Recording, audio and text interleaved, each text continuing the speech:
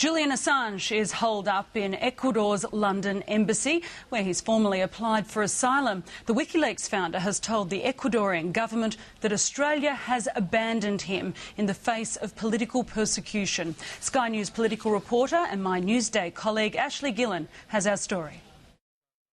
Julian Assange is facing extradition to Sweden over sexual assault allegations he denies. But it's the United States he's most fearful of. Arriving at the Ecuadorian embassy in London, the WikiLeaks founder appealed for political asylum, claiming he's being investigated for political crimes in the US, a country where the death penalty for such offences is still in force. I think he's got very well-founded concerns after being branded a terrorist by the Vice President of the United States and commentators right across the spectrum, then seeing evidence that they are intending to prosecute him for potentially crimes that would see him go away for life in an American jail. And the Australian government's response has been absolutely feeble. But the Australian government insists it has seen no evidence suggesting the US has any plans to extradite and prosecute Julian Assange. If it did get to that point, the Prime Minister says Australia would respond as it always does.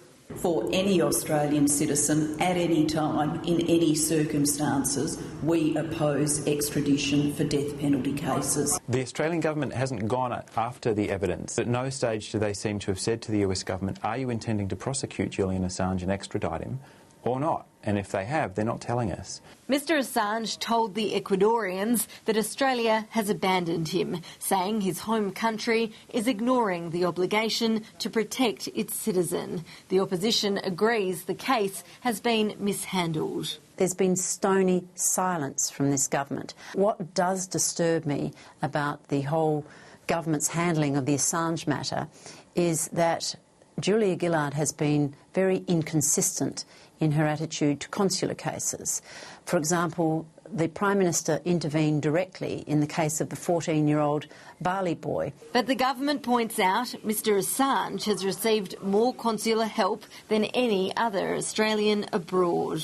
He's received the benefit of full consular support, and of course Australia will continue to support Mr Assange, just as we do support any Australian overseas who faces legal difficulties or dilemmas. Applying to Ecuador, of all countries, may seem like a strange choice, but the South American nation has been sympathetic to Julian Assange in the past. A few months ago, Mr Assange interviewed the country's left-leaning president, and back in 2010 he was offered residency in Ecuador, although that offer was later retracted.